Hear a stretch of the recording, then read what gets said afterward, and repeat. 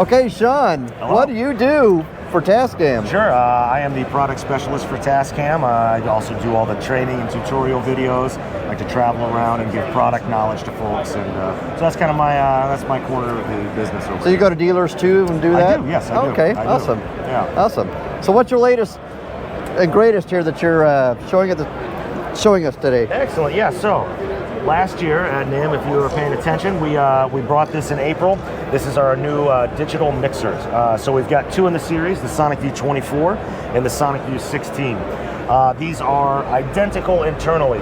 So we've got, we can go up to 40 channels and then 2 stereo input channels on here. So, like I said, internally, both of these are identical. With the 24, you get an extra 8-channel bucket and an additional touchscreen, and this has 24 XLRs and preamps on the back. The Sonic V16 has 16, but other than that, just all the real outputs estate. are the same. Yeah. Exactly. Output options are all exactly the same. So this comes with built-in Dante, native to it. We do have 2 card slots on the back, but you don't have to give up the I/O expandability with the card slots because it's just built directly in.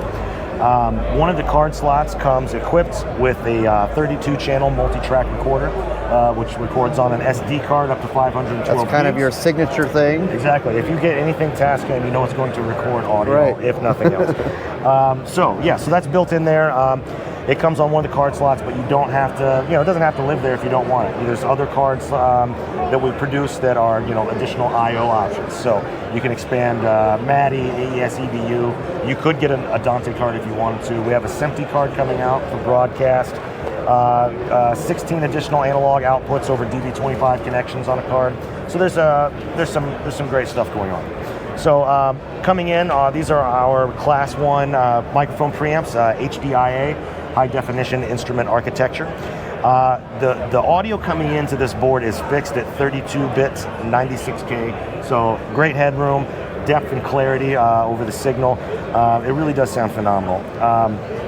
Is there a situation where it's used more than another? So in a studio or in a church or? Well, we've designed this to be multifunctional. So it says digital recording and live mixing console, and that's exactly what it is. You've got, you have both of them. All right. Because you can also use this as a USB audio interface. So this could be the centerpiece of somebody's, studio. Or, this is getting a lot of great traction in the House of Worship market. We have some bands like Los Lobos have these, and they take them on tour. You can use them for monitor world and front of house, in a touring environment.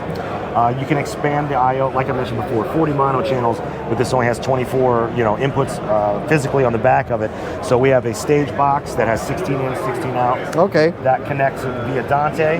You can daisy chain up to 4 of those, which gives you way more inputs than you need. Right. But then you have all the outputs you can Right. That's awesome.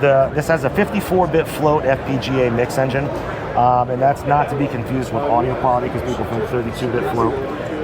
But 54-bit float is actually the processor that's in here. This is one of the most powerful processors in a digital console on the market, which actually allows us to have the lowest latency out of any digital live console on the market. So if you load everything up, record out, as a USB audio interface, you're running your front of house show, record to the 32-channel multi-track recorder, record the stereo master to one of these ports in the front, have everything loaded up, you're looking at 0.51 milliseconds of latency, which is absurdly fast. Who would notice? Exactly. But yeah, 40 channels, 2 stereo inputs as well. We've got 4 stereo effects returns that are proprietary Tascam effects, mostly time-based, so we get some reverb and some delays here. We also have some modulation. So those are built too. in? They're all built in, yeah. And so it's kind of more of an analog vibe. You're sending it to a return. Now with the multi-environment touchscreens, we're calling this the view system. So when out of the box, everything's routed one-to-one, but you can always change routing. But so we're looking at this, and it looks basically like an inline, analog console, just something old school. You can adjust your gain right there, or if you want, you can touch the compressor, bring that up, and start working on that. However, you've got a lot of different options on how you can work because we want this to be customizable, and we're not telling you what your workflow should be. You should decide what your own workflow is. So if you select a channel, let's say this is apparently labeled, but let's pretend this is a kick drum. Okay. So we've got this up, we hit select, and now we have all of our modules. So we have our basic overview here, which is our signal flow. We have our inputs, so we can just change that.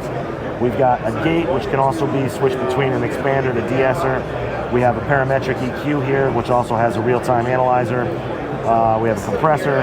We have all of our sends and our pan controls, and we're able to also, you know, for a novice or somebody who's maybe not just as familiar with these types of features, there are a lot of presets, so that's a nice jump-off point. So what's cool about this is, like, let's say we're in a live environment and we're mixing a band, and we're trying to really carve out the low end of our mix. So I can bring up the kick drum over here, and then I can bring up the bass guitar over on this channel. And now I can with the real-time analyzer, I can see the frequency spectrum, and now I can make a good balancing act so everything's clear and there's no mud. If I wanted to as well, I can bring up another channel over here, and it doesn't even have to be these channels. I could bring up, you know, one of my mixes and adjust, you know, levels going to that. All right. Or if we really want to, so we can work on multiple things, or I can touch this full screen button here on my kick drum, and now I have all the modules of my kick drum. That's actually a really awesome feature. Good. I'm glad you think so. Yeah, we like to think so. That's actually innovative. So there's, you know, like I said, you can work the way you want to work, and on that line of thinking, we've got user keys down the side here, 12 of those, plus we have another 6 up here, and then some other control options like foot switch and GPIO port, where you can assign quick keys to this. So anything that this console can actually do, you can basically bring it down to just a one-button task. So, you know, you can, you know, turn off the graphic EQ on, you know, mix 22. You know, so there's a lot of cool do things your way type of features here. Yeah, but this is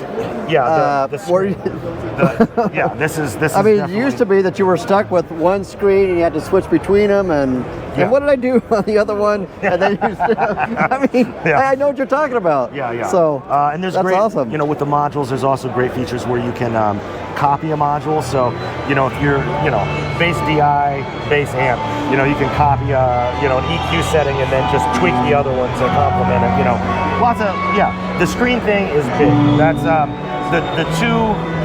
two big things with this: the native Dante and the screens. That's really the innovation sort of side of things here. You know.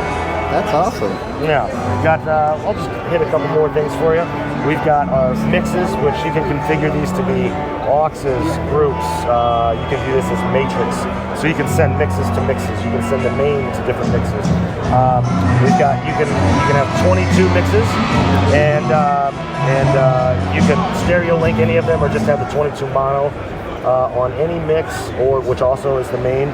We got 31 band graphic EQ, also with the real-time analyzer, and we can hit fader control. So now our graphic EQ bands come down here, and now we can sculpt out our EQ on those channels as well. We have an Ethernet port on the back, which is I think that's pretty cool. It's who would have thought to route it that way? Yeah, it's I mean, that's actually pretty cool too. I have a good time now. Now I enjoy my 31 band EQ with us. But so that's very fun. We also have an iPad control app. So that would just in the back of this, I have a router plugged into the Ethernet control port, and somebody else has the iPad right now. But you can pull up the control software, and take a look at the I/O here too. So you can pull up the control software, and it's not a new interface. It's the interface that you see on the screen. So it's all the same modules here. So you don't have to relearn anything. And if you want, you can. We have a little iPad control thing that you can, or iPad shelf. Okay. So if you wanted to, I mean, 3 screens is already awesome. But if you really wanted to, you could connect that up, set that iPad up here, and now you have 4 screens. So now you can do all of this plus that screen as well. Wow. It's this, like I said, it's focused on making you comfortable because you can do the things you want to do. Not everybody looks at a mixer the same way, so we're trying to make you look at the mixer your way. Wow. Well, most notable to me was the 3 screens, and then when you change this to the EQ. Yeah. The fader part is actually really cool. That's and it actually just looked cool. I mean, beyond the fact that it is cool. Yeah. So that's nice. That's nice. Cool. All right. Well, I appreciate your time. Yeah, thank you. Thank you, Really Sean. a pleasure talking with You're you. the man.